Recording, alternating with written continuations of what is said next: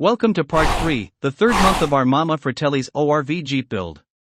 Our goal is to create a 100% screen-accurate reproduction of the famous Jeep ORV from the Goonies. Last time we had just installed the exhaust, but the tip was slightly bent during shipping. I used an exhaust expander to straighten the exhaust tip. Keep in mind that Mama's ORV was brand new. I'm gonna do it one more time over here on the side. Not only are we recreating, we're also restoring. There we go. Oh, that's much better. Look at that. Good news and bad news. Good news is all the scrap metal that was here is gone. So the differential and then all the other parts, the drums, all the old metal so far, except for the doors. The doors are still here. I need to strip the doors down first and take all the parts off of them first before they get out of here.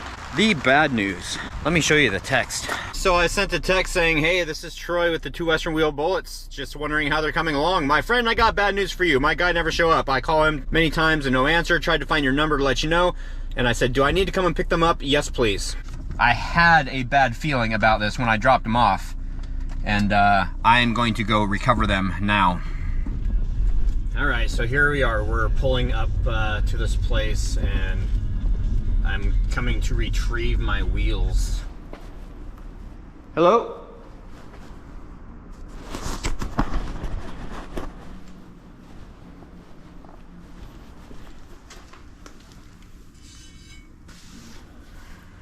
Wow.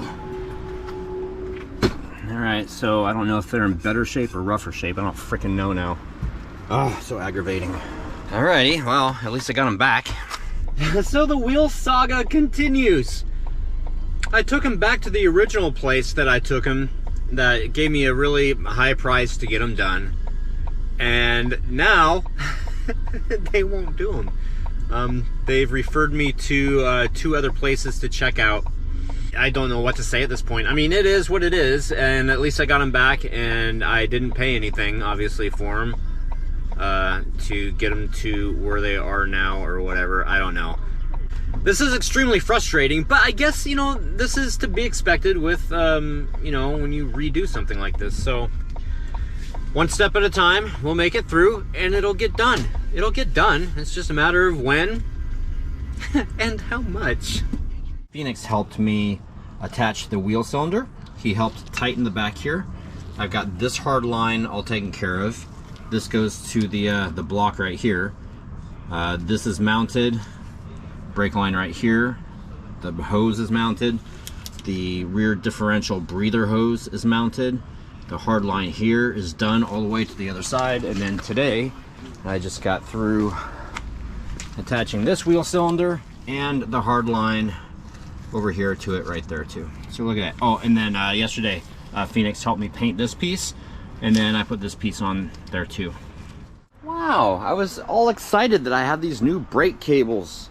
And I came down here to install them. And look at this. You see this? If you guys know anything about brake cables, this right here is already engaged. You can't fit anything in there. And I've gone and adjusted this like all the way down. And it's still way too tight. I think it has a lot to do with the casing. The cable lengths are the same, but the casing is different. So I don't know. We'll get a different manufacturer and see if that doesn't solve our problem. But until then, I can put the shocks on. I installed the shocks. Some of this wasn't painted, so I didn't want it to rust. So I just clear coated it, so it's not going to rust. But it looks like it's bare metal, but it's not. So there we go. Shocks are in. And then I've also been starting to take some of the brake hardware and clean it up. This is obviously after, and I'm just going to leave it bare. However, I also clear coated that too. And I clear coated the wheel cylinders. That way they're not going to rust. While we wait for the brake cables, we can clean and paint more hardware.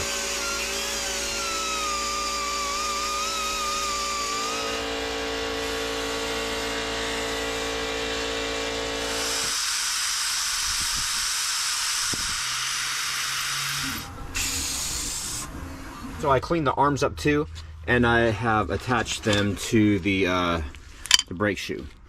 And yes, there's anti-seize in there too. You guys always need to use anti-seize. As we used to call it in the shop when I used to work with a bunch of guys, we called it anti-sleaze. I don't think it worked. The differential, when it gets rebuilt, it does not come with fluid. Oh, look how pretty it is.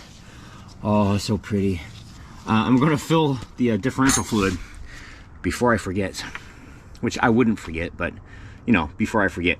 Oh, what else? Small little things. E-brake spring there is installed. E-brake spring there is installed, and all these do is just help guide those cables so that they don't sag or rub on too much. I filled the rear differential so that I wouldn't forget. My son helped me remove the front wheel so I could replace the front brake line. So this is what we're replacing right here. You see this? Look at this crack right here. See that crack? That's bad. Go down the road, hit the brakes, and have all your brake fluid go. Left brake line is completely done. The right brake hose is installed, but we still need to replace this right here. This piece of brake line, which goes from there back behind here. I'm not sure if you can see this piece here. Back there to there, it goes up underneath there and over to there. So we have to get this new one right here in there, over there. So what we're gonna do is we're gonna work from this side over here. We're gonna take it out, and then this side here, we're gonna stick the side in and down, and then lay the side in over there. Hopefully, that's the plan. All right, there we go. There's the new line, it's all installed. Don't look at this. Don't look at this. Don't look at this or this. Just look at the new shiny, the new shinies. Don't look at this. Don't look at this. We're not doing the front stuff yet. We're not there yet. We'll do the front stuff later. It might be sideways. That's weird. If I'm sideways, I apologize. Sometimes it happens. I wasn't expecting these until next week, but look what we got. Phoenix! Yeah? We have brake cables. Yay! I began to install the parking brake cable, and was happy that it was the correct one. We installed the new shoes, springs, hardware, adjuster, and new brake drums. Left drum and hardware and all that stuff is done. Right one is also done. We are so close to starting her. It's not even funny. What is funny though is you see this right here and you see all these nice new parts and everything looks really cool. And then you look this way here and it's like, ew, gross. Now it hasn't been, whoa, oh, ow, okay. It hasn't been ran in 6 years. So this right here, the consistency of the oil, ew, that's gross, it's black, that's not a good sign. Is gonna tell us a lot about the integrity of the engine and how well it was or was not maintained.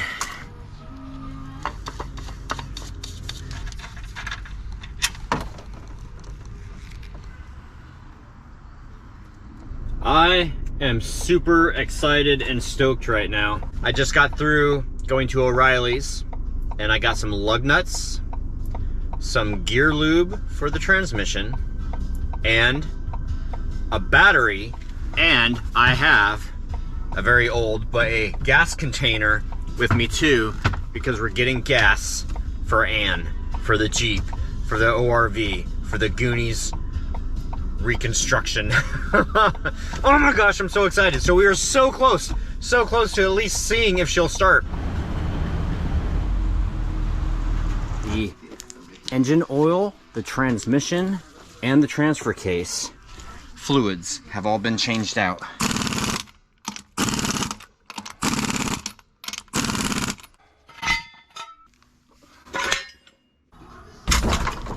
So there you guys go. She is resting on all of her own wheels and suspension parts right now.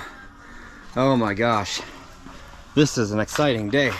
This is what we have left to do. We have left to put the battery in. Once the battery is in, I want to turn the key into the run position. And then I want to add the fuel. I want to make sure that the sending unit, the gauge goes up for the fuel. That'll confirm everything's good in the back. And then from there, we start it, or we attempt to.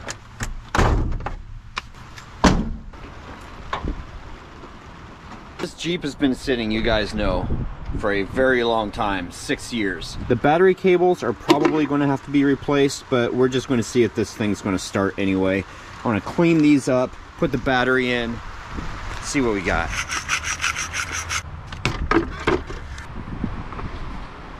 Positive battery cable is attached. Negative is the, just remember the first one off and the last one on. I want to put this on and I'm going to listen and look for smoke or fire. All right, I didn't see any big sparks here, so that means that there's not any huge current draw. We have a light. That's a good sign. All right, let's get some fuel in her. We're reading empty.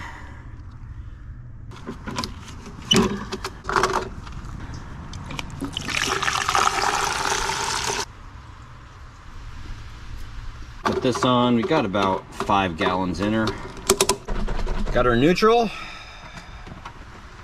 Put down the clutch. Crank it. She cranks. The starter's good. Oh, that's awesome. It's a nice, good crank, and the engine isn't locked. That's great. So it might take it just a little while to get gas up to the carburetor. Let's see if I smell any fuel. I do not smell any fuel yet. And I really don't want to give her any starting fluid right now, because if she backfires or fork fires or whatever, I don't want to cause a fire. I will give her just a little bit, just to make sure we've got spark too. All right, we're gonna hold off here for a second. We got some rain and hail moving through. Holy cow. I picked a good day to do this. Right here I've got my little spark tester attached to the coil. I'm gonna see if we have some spark. No spark, so now we have to go through and figure out what the old dude did with all this stuff right here. I have no idea what any of this stuff is. Test light to ground, key on, engine off. This one has power. No power. No power. I don't have a wiring schematic. No power, but this one here has power. I'll bet you anything that this is supposed to go here. We're just gonna put it in here just to see what happens.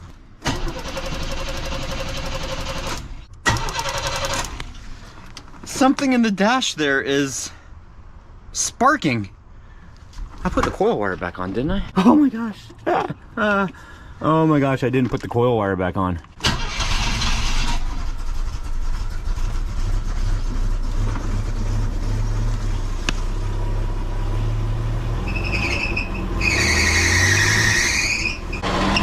She's alive. She's squeaky, but she's alive. All right, she starts. Oh my God, that's so awesome. Let's get that belt tightened up. There we go. Wow. The engine doesn't make any noise. No valve noise, no rod noise. That's so amazing.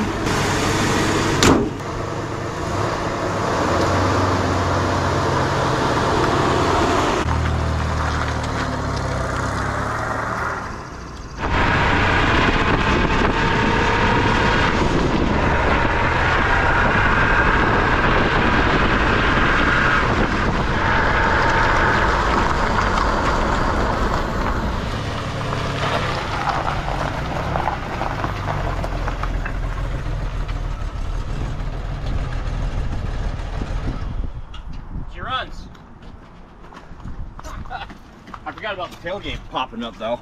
The fuel gauge isn't working. It's probably the cluster because this thing had like so much water in it. The clock works. The blower motor works.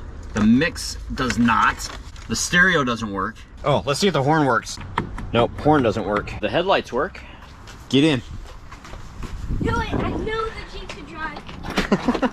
It's still gross in here. And what? It's so gross in here? It's still gross in here. Well, yeah, it is. I haven't done anything with the inside of it yet.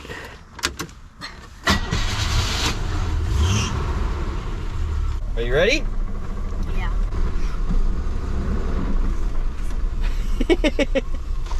Nice. Isn't that cool?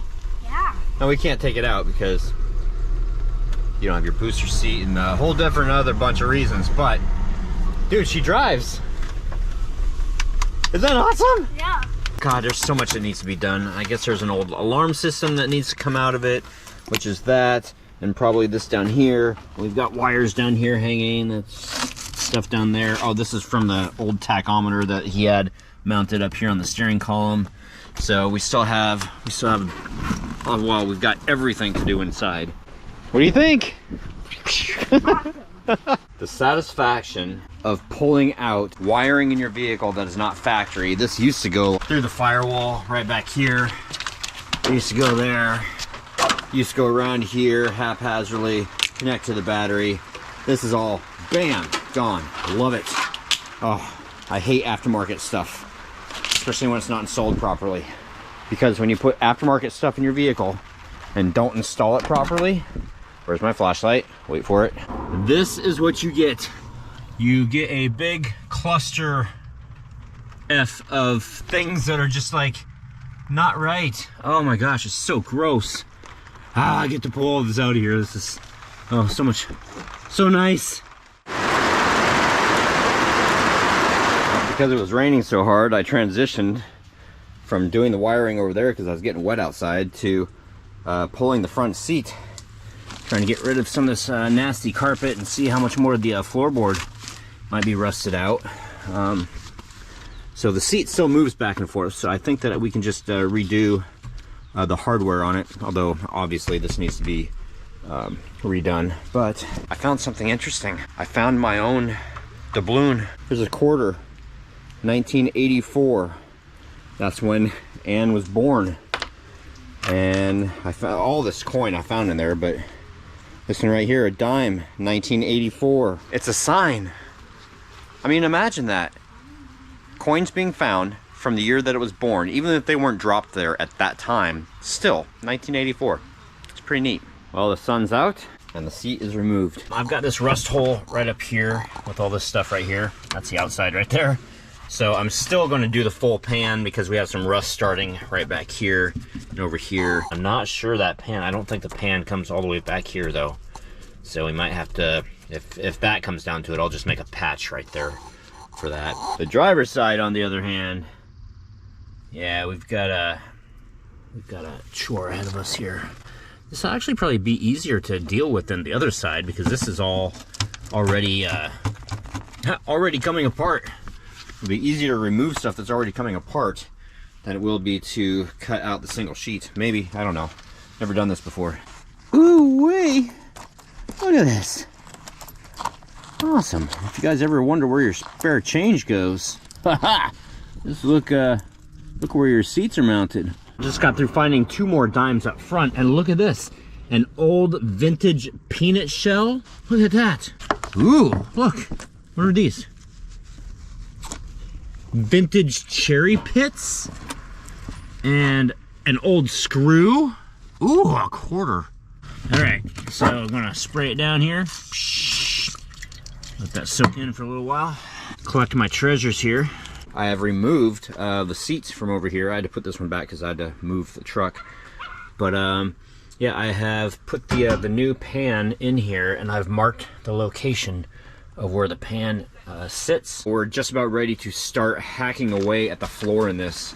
So, kind of excited. I'm doing the passenger side first. So that's a wrap on month 3. Thank you guys so very much for watching. I really appreciate it.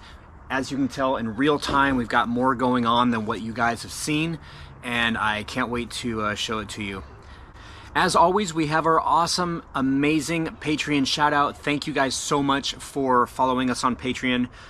It means a lot, and you guys are going to be the key to getting this thing done for Goonies Day 2025 for the 40th anniversary in Astoria, Oregon. And quite honestly, Patreon is so exciting. We have different levels. We have the Goondocks, Mikey's House, the Lighthouse Lounge, the Tunnels, and the Inferno. And our gift to you when you join our Patreon, we have unconditional gratitude from us. We have early access to all of our YouTube videos, a monthly photo of Anne's progress, a video shout out, and you can actually get a piece of Anne or Anne's keychain that we've made especially for you guys.